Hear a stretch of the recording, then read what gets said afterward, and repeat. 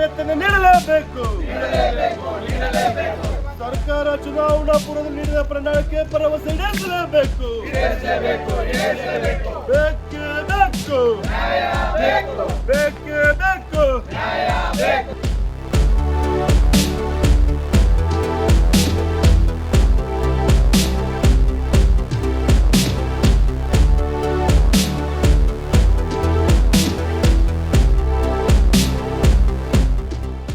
ನಮಸ್ಕಾರ, ನನ್ನ ಆತ್ಮೀಯ ಸಾರಿಗೆ ಸಹೋದರರೇ ಮತ್ತು ನನ್ನ ಆತ್ಮೀಯ ಸಾರಿಗೆಯ ಹಿರಿಯ ಸಿಬ್ಬಂದಿಗಳೇ, ನಾನು ನಿಮ್ಮ ಚಂದ್ರು.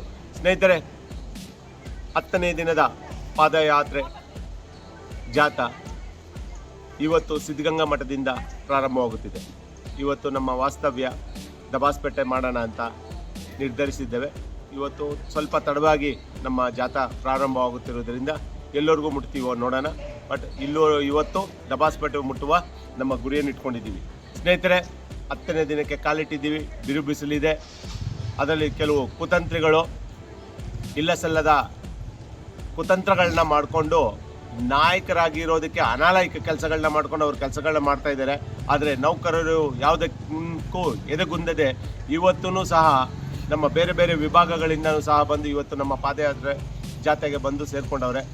ಸೊ ಇವತ್ತು ನಮ್ಮ 10ನೇ ದಿನದ ಪಾದಯಾತ್ರೆ ಜಾಥಾ ಮುಂದುವರಿಯಲಿದೆ. ನೀವು ಏನು ವಾರದ ರಜೆ ಇರೋರು ದೈನಂದಿನ ಕಾರ್ಯಾಚರಣೆಗೆ ಅಡಚಣೆ ಆಗದಂತೆ ನಾವು ಹೇಳ್ತಾ ಇದ್ದೀವಿ. ಇದನ್ನೇ ನೀವು ಮನಸ್ಸಲ್ಲಿ ಇಟ್ಕೊಂಡು ಬೆಂಗಳೂರು ಹತ್ರ ಬಂದಾಗ ಸೇರ್ಕೊಳ್ಳೋಣ, ಇನ್ನೊಂದು ಸ್ವಲ್ಪ ದೂರ ಇದ್ದಾಗ ಸೇರ್ಕೊಳ್ಳೋಣ, ನಿಮ್ಮ ಕನ್ವೀನಿಯನ್ಸ್ ಪ್ರಕಾರ ನೋಡ್ಕೊಳಕ್ಕೆ ಹೋದರೆ ಹೋರಾಟಗಳು ಮಾಡೋಕ್ಕಾಗಲ್ಲ. ಸ್ನೇಹಿತರೆ, ನಿಮ್ಮ ಸಮಯನ ಕೇಳ್ತಾ ಇದ್ದೀವಿ ಅಷ್ಟೇ. ತ್ಯಾಗ ಬಲಿದಾನ ಅಂತ ನೀವು ಎಷ್ಟು ತ್ಯಾಗ ಬಲಿದಾನಗಳು ಮಾಡ್ತೀರಾ?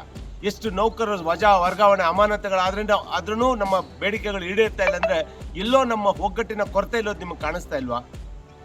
ದಯವಿಟ್ಟು ಇವತ್ತು 10ನೇ ದಿನಕ್ಕೆ ಏನು ಕಾಲಿಟ್ಟಿದೆ, ಇನ್ನು ಮುಂದಕ್ಕಾದರೂ ಹೆಚ್ಚಿನ ಸಂಖ್ಯೆಯಲ್ಲಿ ಬಂದು ಈ ಪಾದಯಾತ್ರಾ ಜಾಥಾದಲ್ಲಿ ಬಂದು ಸೇರ್ಕೋಬೇಕಂತ ಕೇಳ್ಕೊತೀನಿ.